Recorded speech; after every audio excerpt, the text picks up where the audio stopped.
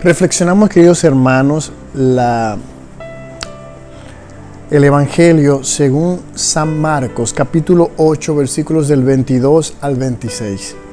En aquel tiempo Jesús y sus discípulos llegaron a Betsaida y le trajeron a un ciego pidiéndole que lo tocase. Él lo sacó de la aldea, llevándolo de la mano, le untó saliva en los ojos, le impuso las manos y le preguntó: ¿ves algo? Veo hombres, me parecen árboles, pero andan. Le puso otra vez las manos en los ojos, el hombre miró, estaba curado y veía todo con claridad. Jesús lo mandó a casa diciéndole que no entrase en la aldea. Palabra del Señor. En esta lectura curiosa, es una lectura muy curiosa, vamos a intentar explicarlo un poquito. El autor sagrado, Marcos, nos dice en dónde estaba Jesús, Betsaida, donde él solía ir muy a menudo. Allá habían amigos, grandes amigos entrañables de Jesús, por lo que él solía ir mucho allá. Y le llevan un ciego. ¿Y para qué le llevan el ciego? Vean lo curioso, para que lo tocase. O sea, no le dicen, te estamos llevando el ciego para que lo sanes. No, dice la palabra pidiéndole que lo tocase. Porque todos sabían en Jerusalén, en Galilea, que a quien Jesús tocaba, quedaba sanado. Cuando Jesús ponía la mano, quedaba sanado. Y lo curioso es que él lo saca de la aldea, pero lo saca llevándolo de la mano, es decir, lo estaba tocando. Jesús llevaba al ciego de la mano fuera de la aldea. Y uno diría, pero si lo estaba tocando, ¿por qué no se sanaba? Claro, porque Jesús no tenía la intención en ese momento de sanarlo. Pero si el ciego hubiese querido, con él sentir el toque de Jesús, hubiera sanado, como la hemorroísa que le tocó el borde del manto y quedó sano. Haciendo ese paréntesis, hay algo curioso de aquí pasa en esta curación. Y el Señor nos las deja en la Escritura por una razón, ¿de acuerdo? Quiere enseñarnos algo. Hay gente que ha tomado este pasaje de la Biblia y ha hecho conjeturas extrañas. Voy a decírselo en un momentito para que vean esta conjetura que han hecho. O sea, han hecho una interpretación de este texto en otras maneras. Y también a partir de este texto también podríamos enseñar muchas cosas. ¿De acuerdo? Dice que le untó saliva en los ojos. Ustedes saben que hay otro pasaje en el cual él escupe en la tierra y hace barro y se lo pone. También hay en otro que él también con saliva se lo pone en los oídos y los ala. Hay textos que nos cuentan estas cosas que hacía Jesús.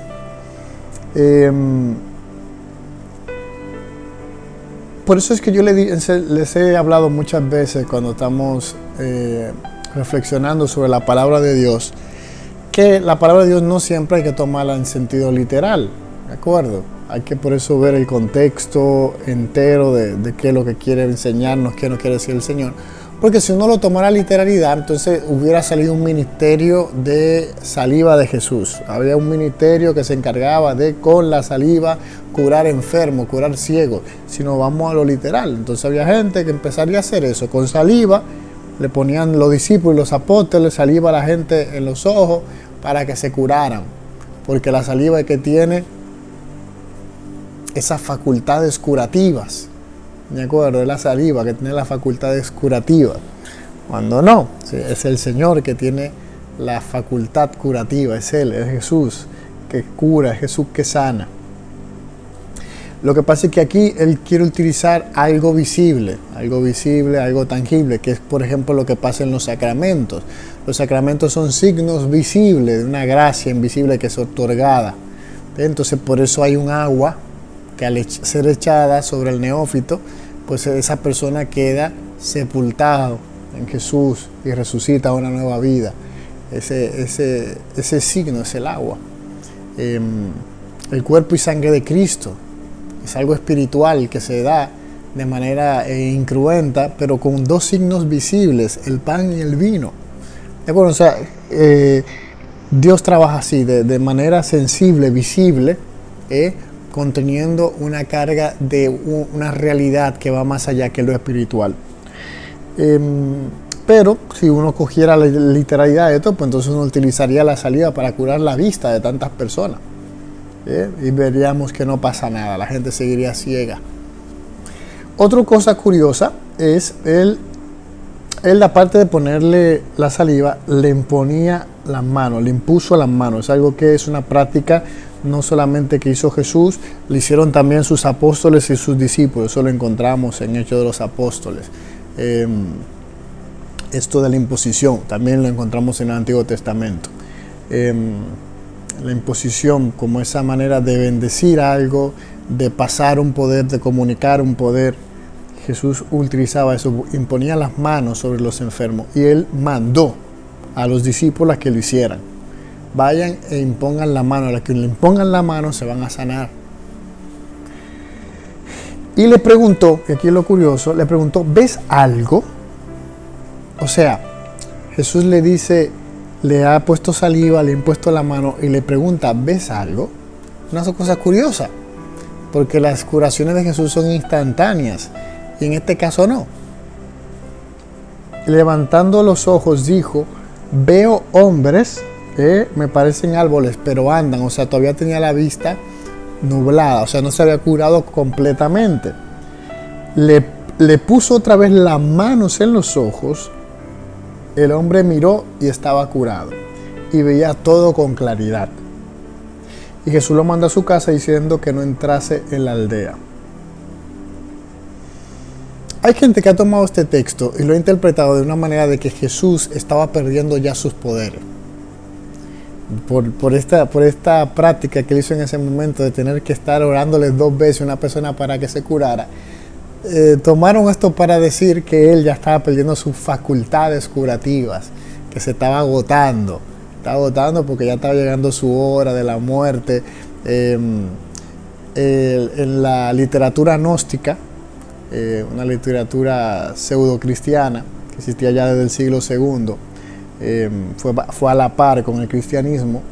Por eso hay muchos libros por ahí, evangelios, escritura, la apócrifa, que viene del gnosticismo, que se quiso colar en el cristianismo, pero gracias a la iglesia, a que cuidaban mucho el depósito de la fe, no dejaron que esos libros se incluyeran en la realidad cristiana. Por eso cuando se cierra el canon, gracias a Dios no tenemos esos libros que contenían pues esta doctrina gnóstica.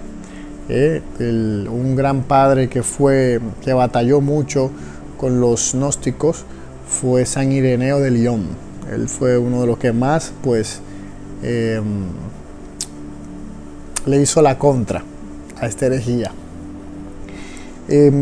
Por ejemplo, en esta herejía hablaban como, es muy complicada realmente, porque decían como que Jesús era una persona, Cristo era otra, el Logos era otra, entonces, y eso era una de las cosas que defendía nuestra fe.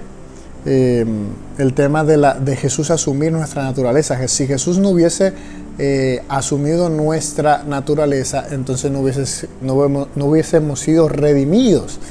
Eso es algo que defendió mucho San Máximo Confesor. Por eso es bueno estudiar los padres de la iglesia, la patrística. Ahí vemos todo ese proceso de cómo la doctrina se fue desarrollando, doctrina recta católica. Ellos defendían en Jesús que Jesús realmente fue un ser humano, porque lo que no fue asumido no fue redimido. Si Jesús no hubiera asumido nuestra naturaleza, si él hubiese aparecido sin más, si hubiera aparecido sin haberse encarnado, si él pareciera un cuerpo, porque acuérdense, los gnósticos eran dualistas, los gnósticos tenían la materia como algo malo. como algo malo. Lo espiritual lo bueno, la materia es algo malo, negativo. Y entonces ellos decían, no podía ser que Dios tuviera algo negativo, algo malo. Entonces para ellos Jesús era solamente espíritu y parecía cuerpo. Otros lo que decían era que Él tomó el cuerpo de ese Jesús de Nazaret y ya antes de la muerte, cuando iba a morir en el crucifijo, se fue y murió fue solamente Jesús, no murió el Cristo. En fin, esas son unas teorías que andaban en la época simultáneos al cristianismo. Imagínense cuánta gente podía verse perdido, pero gracias a Dios teníamos a estos padres de la iglesia que siempre defendieron la ortodoxia de la fe. Entonces, de ahí sacaban como que Jesús estaba perdiendo facultades, estaba perdiendo poderes por esto, pero no ven que cuando la palabra de Dios nos pone cosas como esta es porque hay una enseñanza de trasfondo que no es eso, sino lo que quiere enseñarnos el Señor a través de esta palabra es que hay curaciones que no son instantáneas. Hay curaciones que llevan un tiempo y eso lo hemos visto en la experiencia. En la experiencia hay personas que se le ora y se va a su casa enfermo y luego comienza a haber mejoría.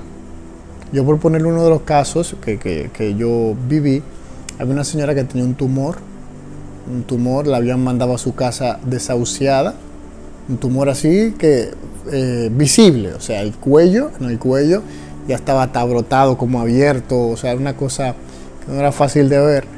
Y estaba ahí en la casa desahuciada y fuimos a orarle a esta señora.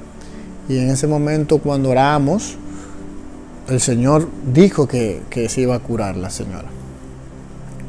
La estaba sanando. Pero seguía la señora con su tumor. Nosotros nos fuimos.